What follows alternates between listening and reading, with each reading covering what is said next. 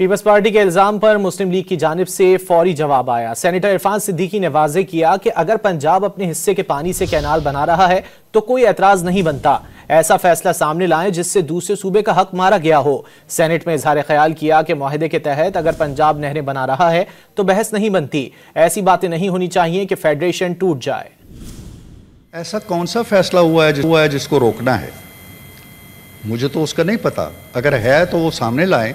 दूसरी बात यह है कि अगर पंजाब ने अपने हिस्से के पानी में ये तय कर लिया है कि जी हम ये 10 नहरें हैं हमारी या 6 नहरें हैं हमारी, इन नहरों में से अपने हिस्से में कोई इजाफा किए बगैर, 91 के इकार्ड को मजरू किए बगैर, सिंध के पानी में तजावुज़ किए बगैर, अपने हिस्से की नहरों के अंदर से मज़ीद नहरें निकाल के हम कुछ मज़ीद इलाके को सैराब करना चाहते हैं, तो कम से कम मेरी नाक़िस राय में तो ये कुछ जुर्म मुझे नहीं लगता है। मेरे घर में पानी आ रहा है, टेप लगा हुआ है, नलका लगा हुआ है।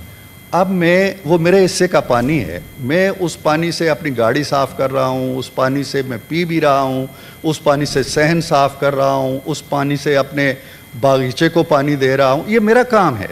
मेरा पड़ोसी ये नहीं कह सकता कि तुम ये क्यों कर रहे हो।